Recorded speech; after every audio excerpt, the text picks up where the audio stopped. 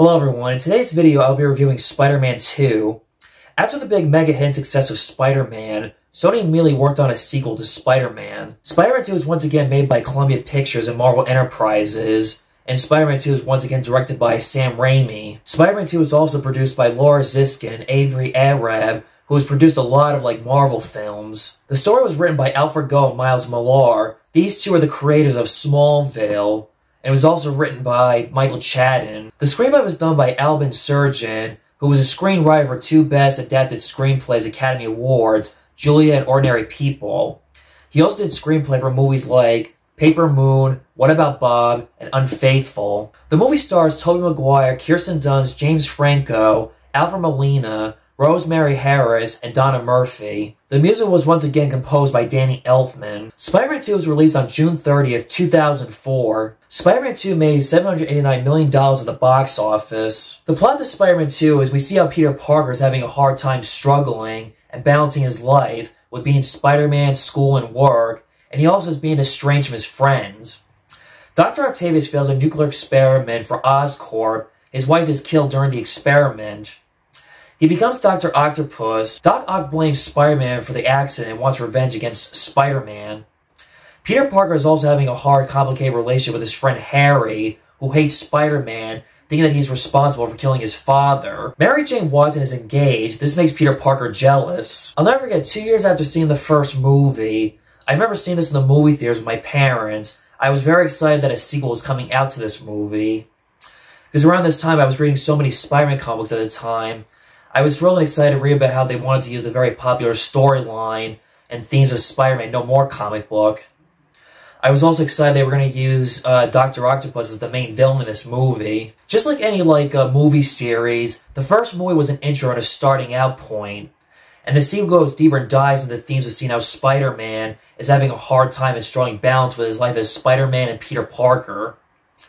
Because of Peter Parker's responsibilities as Spider-Man, he's late for getting to work on time, he gets fired at a pizzeria, his grades are slipping in college, and he has a complicated relationship with his friend Harry because of his hatred towards Spider-Man, thinking that he killed his father. In this movie, we see how Peter Parker is jealous of Mary Jane getting married, and he feels bad for missing her theater play.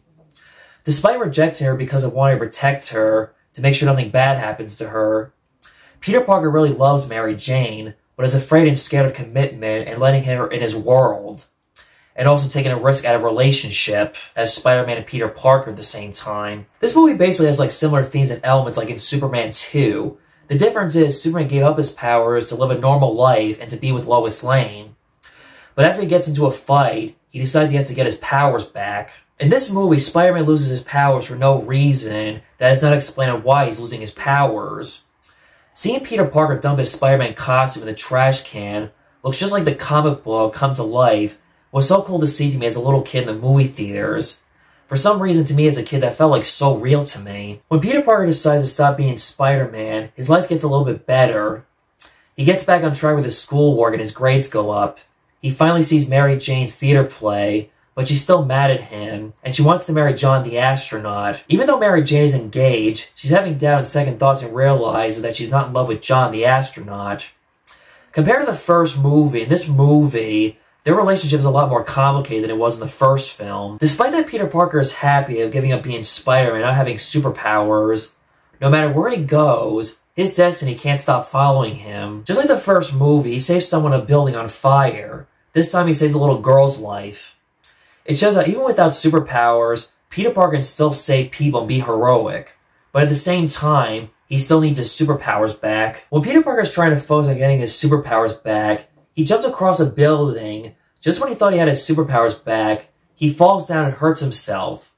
Next time, use a parachute, at least your chances of injury or dying could be low. After falling down and landing on a car, he hurts his back. In real life, Tobey Maguire was almost recast as Spider-Man because he really had severe back injuries during the making of Seabiscuit. Jake Gyllenhaal almost replaced him because of the resemblance to Tobey Maguire. But thankfully, Tobey Maguire made a good recovery and was able to continue playing Spider-Man. It's very ironic how Jake Gyllenhaal almost played Spider-Man in this movie, and he had going to play Mysterio in Spider-Man No Way Home in the Marvel Cinematic Universe a decade later. It's also very ironic bringing this up because 5 years later, in 2009, both Tobey Maguire and Jake Gyllenhaal would do a film together called Brothers with Natalie Portman, a psychological drama war film. Seeing this in the movie theaters as a little kid at the time, this was my favorite Marvel movie until I saw Captain America the Winter Soldier, which I'll discuss in a future video on Captain America the Winter Soldier movie review. This was to me like one of the best Marvel sequels at the time, right up there with like X-Men 2 and Blade 2. I loved it so much at the time, I could not wait to own it on DVD around Christmas time. I was thrilled and excited to own it on DVD and get it as a Christmas present. I love Alfred Molina in this movie as Dr. Octopus. He was great. He was another misunderstood mad scientist. All he wanted to do was succeed in his science creation. Another example here of science failing, and when his obsession goes overboard and makes a mistake. This was another perfect casting choice. It's hard to imagine anyone else playing this character. I love how when Spider-Man makes him come to his senses in the end to save the world and dies a hero, not a monster. In my last review, I mentioned on how James Franco did not have a lot to offer. In this movie, he has more of a developed arc. He's great in this movie. He really wants to kill Spider-Man and wants revenge. He thinks Peter's betraying him, protecting Spider-Man, not realizing who Spider-Man is. As a kid seeing the trailer to this movie, I love the part where Harry makes a deal and offer to Dr. Octopus to bring Spider-Man in alive, and he will kill him. And he will give him the tritium. In the trailer, I cannot wait and see Harry's reaction when he finds out Peter Parker is Spider-Man. I love it when Spider-Man saves Aunt May from Doc Ock. She has more respect for Spider-Man, believes in Spider-Man, was wrong about him. She realizes how Spider-Man is not as bad as they said he was. The scene when Peter explains to Aunt May that he was responsible and feels guilty for Uncle Ben's death instead of her.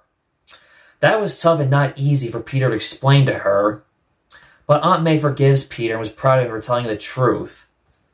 And yet he got rid of his comic books. If my mom saw my comic books, I'd be mad. Stan Lee cameo number 7. Stan Lee once again saves a civilian's life. Good for you, Stan. Excelsior! The fight scenes between Spider-Man and Dr. Octopus were awesome and great. The train fight scene was my favorite part of this movie. It was CGI, but it was a slight small improvement compared to the first movie. When Dr. Octopus breaks the train brakes, Spider-Man uses all of his might, spiderweb strength, and power to save the people on the train's lives.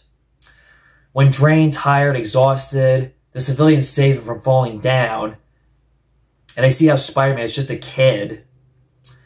When Spider-Man wakes up, he worries that they tell him that they don't care who he is and that it's okay, and that they promise not to tell the police who Spider-Man is. I know Spider-Man had a shock of electricity in his mask fighting Doc Ock, but it shocked me when he took his mask off in front of people on the train, putting his secret identity at risk. Similar how like Batman took his mask off in front of Catwoman, Selena Kyle, Max Schreck, exposing his identity. When Spider-Man saves Mary Jane, he tells that he loves her, but cannot be with her because Spider-Man will always have enemies, and does not want to put her life in jeopardy.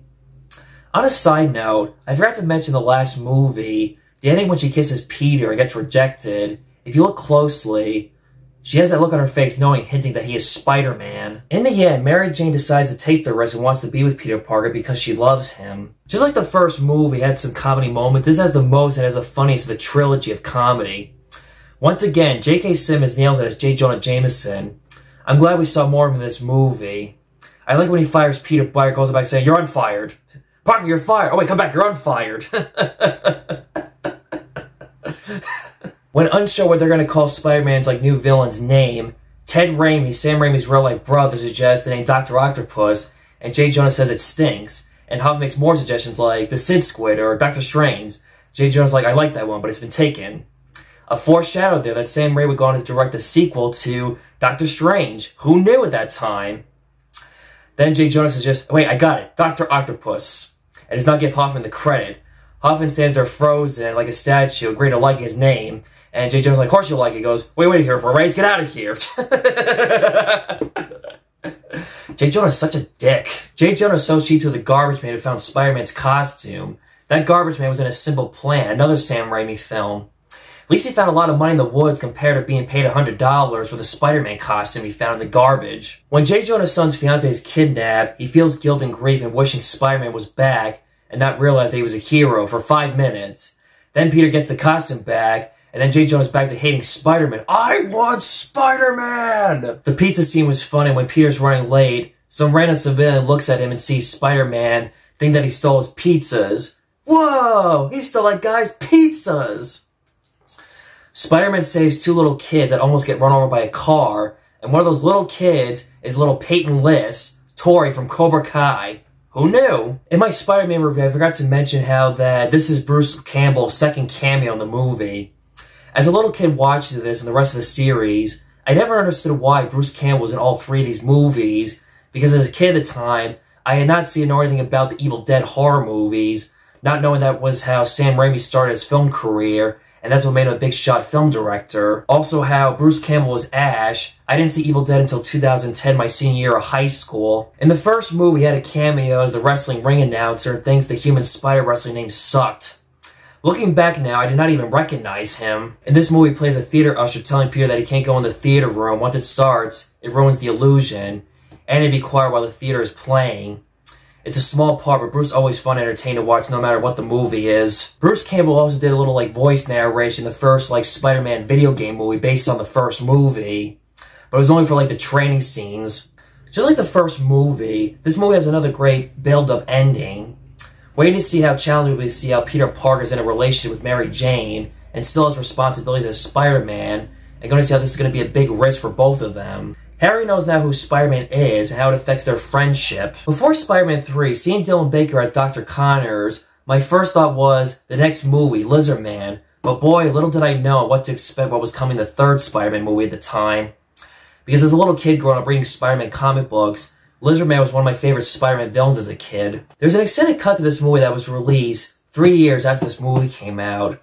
But I don't think some of the extra scenes that I've seen in the extended cut are not necessary, honestly. I'm glad this movie turned out the way it is, and the movie is fine the way it is. These extra scenes are just not necessary. The only scene that I thought was okay was when, at Peter Parker's birthday party, Harry apologized to Peter on his birthday for being mad and hatred for Spider-Man, and that Peter takes his photos. It has some dialogue that does not affect the movie at all. Like seeing J. Jonah wear a Spider-Man costume after the garbage man found it, or when Spider-Man loses his powers because he can't climb the walls. He takes an elevator and some random stranger walking his dog talks to him, asks him questions, and I'm kind of glad that was cut out, honestly. This is not like how with Superman 2, the Richard Donner cut, where Richard Donner was fired during the making of the second Superman movie, and years later there was a director's cut that we did not know about, we're not aware about. This is basically not like Spider-Man 2, the Sam Raimi director's cut. So that was my review of Spider-Man 2. Hope you liked the video. Subscribe and hit that notification bell to get the latest updates on my YouTube channel. And I'll see you next time for Spider-Man 3 movie review. And oh boy.